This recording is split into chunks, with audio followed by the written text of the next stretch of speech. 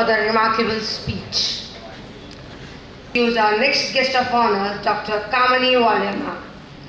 Dr. Kamini Walia ma'am, PhD, MPH, is a microbiologist by training and has completed her PhD from the Postgraduate Institute of Medical Education and Research, Chandigarh in 1998 and obtained a Master's in Public Health from the Johns Hopkins University in 2005. She is working as a senior scientist in the Division of Epidemiology and Communicable Diseases Division of the Indian Council of Medical Research. She spent 2 years in PAT as a Director of Research and Development. During her 20 years of experience in public health space, she has initiated and successfully steered numerous projects and programs of public health importance in the field of infectious diseases, reproductive and child health and non-communicable disease. Dr. Walia is currently leading the Antimicrobial Resistance Initiative of ICMR, which is focusing at various aspects of AMR, including surveillance, antimicrobial stewardship, and One Health aspect. She created the National Essential Diagnosis for the country to improve the ability of diagnosis at all levels of health care. She is former member of WHO Scientific Advisory Group of Experts on Essential Diagnostic and Commissioner on Liaison Commissioner on Diagnostics. Dr. Walia's experience spans working on infectious disease, including HIV/AIDS programs, and health technologies, including vaccines and diagnostics. I consider it is a great honor to welcome respected Dr. Kamini Walia ma'am on the stage to address the audience. Good morning, everyone. Thank you for a very, very elaborate introduction. So, dignitaries on the dais, it is indeed a pleasure to be here among students. And when I was coming to this place in the morning, I did try to inquire who all will be the audience. So I was told there will be clinicians, there will be pharmacists, pharmacy students and nurses.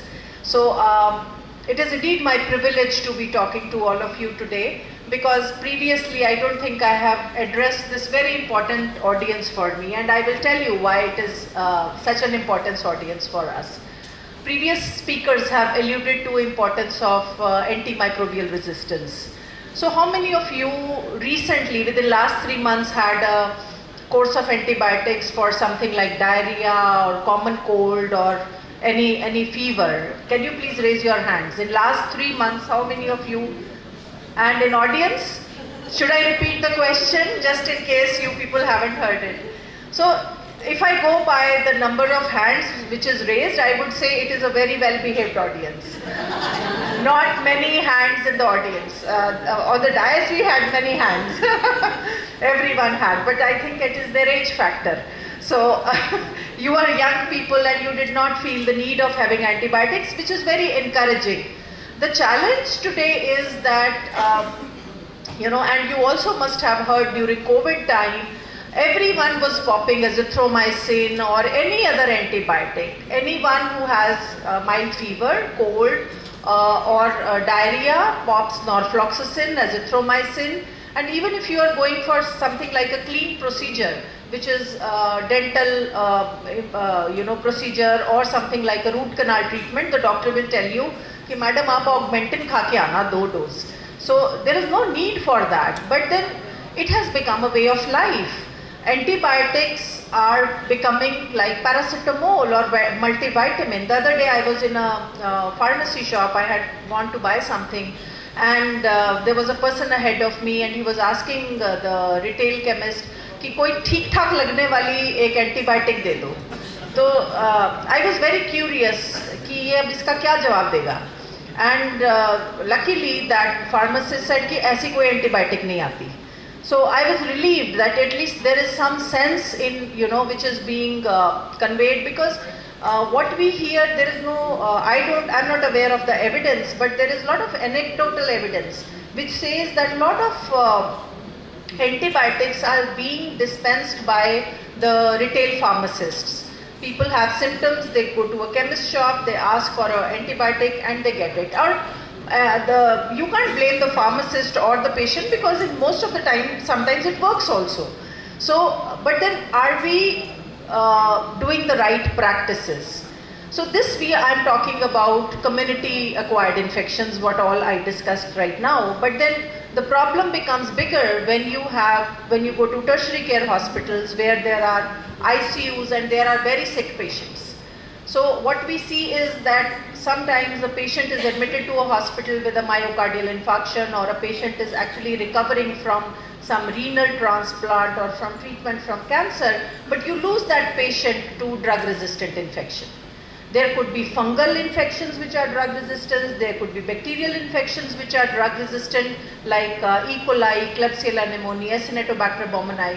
So ICUs are actually these days being called as a hotbed of drug resistant infections. And in India, the challenge is that our general bacterial load is very high.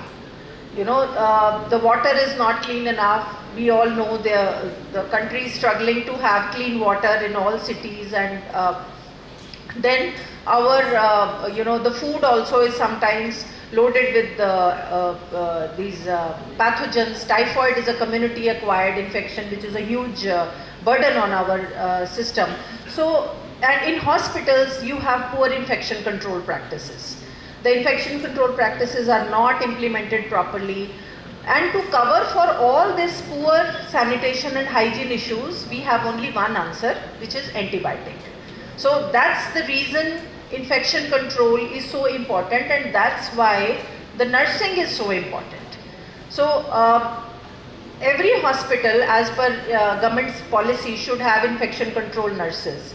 And we work with even some of the very good hospitals across the country. But when you go and you ask the director, how many infection control nurses do you have? Most of hospitals don't even have one. But now for these NABH and other accredited hospitals, there is a mandatory requirement to have nurses which are specialized in infection control. So that's why I'm really glad to be talking to the nursing students here, that as you go forward, you must try to specialize in infection control, because antibiotics is not an answer for poor infection control, and every hospital must put all those procedures in place. What we found last year was there was a report by Lancet that this was one of the first reports on the disease burden of antimicrobial resistance. And what they brought out was that there were almost 4.95 million deaths across the globe because of drug-resistant infections, out of which 1.25 million, I think, were directly attributable to drug-resistant infections. As some of the previous speakers have pointed out, that why should we worry about drug-resistant infections? Drug-resistant infections means longer days of sickness, more morbidity. It means more mortality. What we have seen is that the Klebsiella pneumoniae in our country is so virulent that there is a 50% chance that a patient who has acquired drug-resistant Klebsiella pneumoniae will survive. So that is a lot of mortality, longer stay in the hospital, economic cost to the patient. In India, we find that it takes 40% more resources to treat a drug-resistant infection than the drug-sensitive infection. So next time when you pop an antibiotic, it is very important that you think twice that should I be taking this antibiotic. Now something for the pharmacists here who are training or who are trained. So counterfeit drugs is a big issue in our country.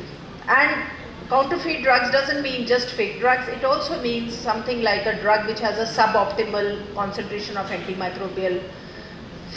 Fixed drug combinations are now being available. The other day somebody was trying to buy Canesten, and Canesten was not available without steroid. Now who approved that combination? There are antibiotics which also is something like vancomycin with the cefixime. Who approves those combinations? But then they are being marketed and they are being used. That is where I think the role of pharmacists are very important. and also is the important is the responsibility of the central DCGI as well as the state DCGIs who are approving these fixed drug combinations which are inappropriate.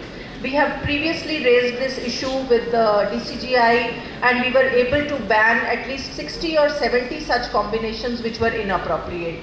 But I think they keep proliferating like MDR bugs. Every time you go to the market, there are new fixed drug combinations. The other very important role for the pharmacists is in the hospitals. We did a study with 20 tertiary care hospitals across the country, and as a part of that project, we provided one pharmacist, clinical pharmacist to these hospitals.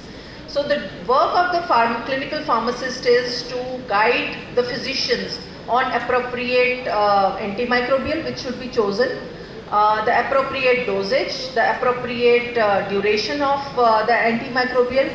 But unfortunately, except in private hospitals, government hospitals, the clinical pharmacists are almost absent. The net result of this project was that 2 of the private hospitals created a permanent position of clinical pharmacists just for antimicrobials in their hospital. One was in Mumbai and one is in Delhi. So that is when the hospitals realized the value of having a clinical pharmacist. So when we talk of antimicrobial resistance, we normally think about a microbiologist who is poor guy who's working in the lab and just churning out reports. Clinicians don't give a damn to those reports and just prescribe what they want to prescribe. What we forget is the importance of infection control nurses and the pharmacists in implementation of antimicrobial stewardship in a hospital. So that is what I think all those of you who are here, you are young, you have full career ahead of you. I think you will remember the importance of antimicrobial resistance as you go forward in the years ahead, and also what will be your role and how critical your role is in addressing the problem of antimicrobial resistance. So with these few words, I really congratulate the organizers for organizing this very important event, which is very timely. AMR is a huge burden. It is a very important public health problem and India is unfortunately in the center of it. And I really hope the talks and the deliberations in next few days are informative for the audience, and the lessons you learned here will remain with you for a lifetime. Thank you.